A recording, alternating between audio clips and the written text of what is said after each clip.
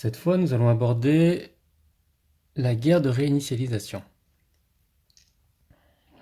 Alors, dans une population polarisée, sur un domaine particulier, peu importe lequel, mettons une frontière, une idéologie, peu importe. Ce qui compte, c'est qu'en fait, les gens d'un côté veulent aller dans une direction, la population opposée veut aller dans une autre direction, une direction opposée, pas forcément, mais en tout cas, ça pourrait être opposé. Et donc, deux populations qui se repoussent l'une l'autre, qui ne veulent pas se rencontrer, ne pas se voir. Le temps va faire son œuvre. La polarisation va s'atténuer. Les gens vont se lasser d'essayer d'atteindre un objectif impossible à atteindre des deux côtés. Et donc, une phase de relativisation va apparaître. Cette relativisation va créer des divergences d'opinion. Mettons que, comme ça a été déjà évoqué dans d'autres vidéos, une partie de la population va dire on veut aller dans une autre direction qui sera considérée comme positive, mettons progressiste. Et les autres vont vouloir aller dans une autre direction, opposée évidemment, qui sera réactionnaire. Voilà. Je vais représenter l'évolution à sens inverse, de façon consciente, c'est parce qu'en fait les gens qui sont là sont pour l'instant toujours dans un monde où ils sont ensemble. Ils n'ont pas vu la différence entre les deux, mais comme la force de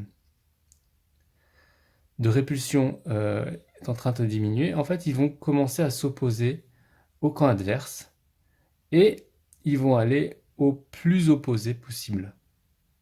Ils vont s'opposer naturellement avec se frictionner avec les gens les plus différents possibles.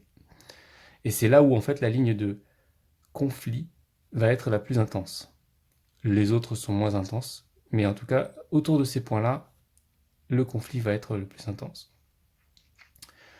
Donc en termes de démarrage, on est dans un démarrage similaire à tout ce qui va être conflit, guerre de manière générale. Ça se déroule toujours comme ça. Il faut polariser la population en premier lieu. Et une fois qu'elle est polarisée, au bout d'un moment, elle se lasse. On peut aussi relativiser de façon mécanique. Et en tout cas, elle relative, elle se remélange à nouveau. Et le mélange fait que des conflits vont apparaître aux limites des deux réalités. Dans la guerre de réinitialisation, il va arriver à un élément intéressant. Il y a un camp qui est identifié clairement comme conformiste. Ce sont donc des gens qui veulent réinitialiser, qui ne veulent pas que la population s'uniformise, de façon à ce que tout le monde se finisse par se mettre d'accord. Ils ne veulent pas, et qu'il y ait une évolution. Ils ne veulent pas non plus qu'un des camps soit le plus fort. Et donc ces conformistes ont un projet qui est de revenir, en tout cas d'éviter absolument l'uniformisation. Pour ce faire,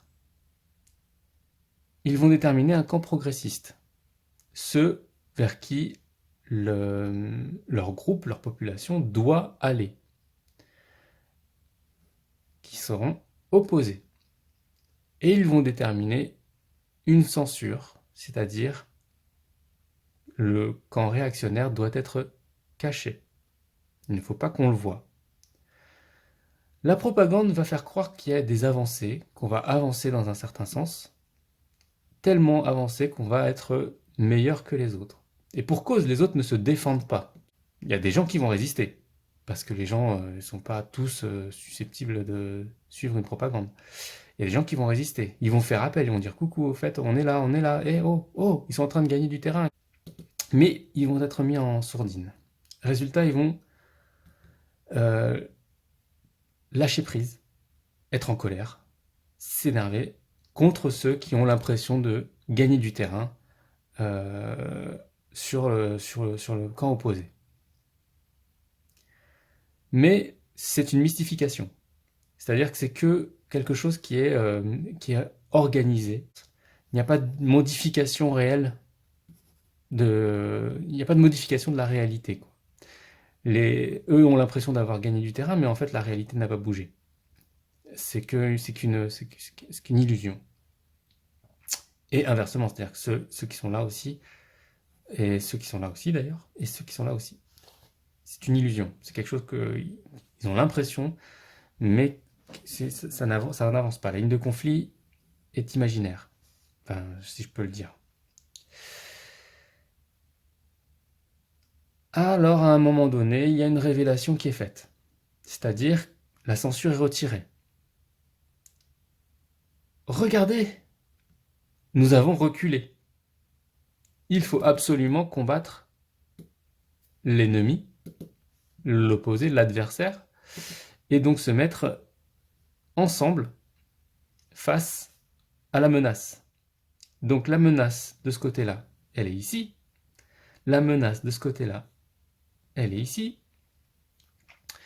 Et donc, qui c'est qui va se mettre en première ligne? Bien entendu, ceux qui pensaient gagner, ceux qui étaient dociles, qui suivaient le mouvement, qui sont dans une dynamique combative, parce qu'ils ont l'impression d'être les vainqueurs. Et ceux qui ont un peu abandonné, qui sont en colère contre les autres, ils vont être en recul, ils vont pas vouloir se battre. En tout cas, pas contre l'adversaire dont ils ont l'impression d'être, comment dire, d'être impuissants face à eux.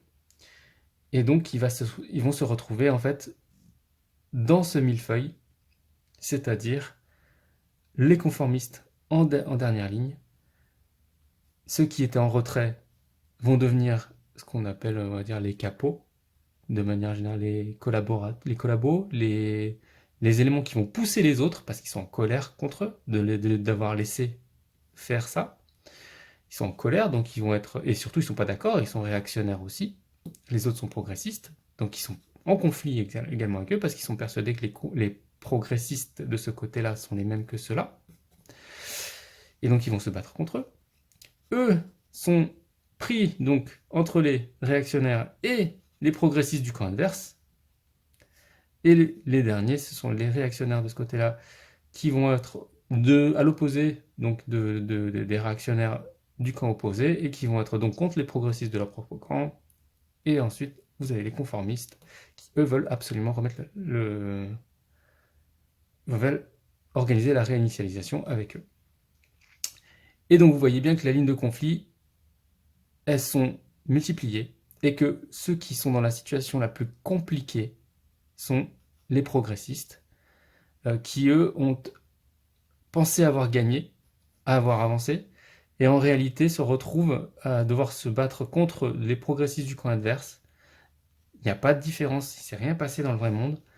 Et surtout, ils sont aussi poussés devant, poussés à la guerre, massacrés aussi, voilà, sous prétexte d'être dans le même camp, par les réactionnaires.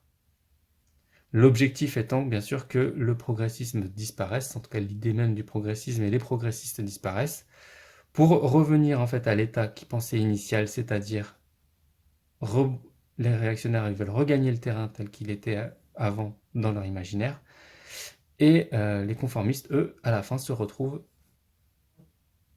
gagnants, puisqu'en fait les progressistes ont disparu, les réactionnaires se satisfont d'avoir eu le sentiment d'avoir progressé sur la victoire apparente qu'il y avait, et de toute façon, il va se passer un moment avant que, du coup, on se retrouve de nouveau dans une phase de polarisation et de conflit généralisé, puisque, a priori, ça va être un moment difficile à passer.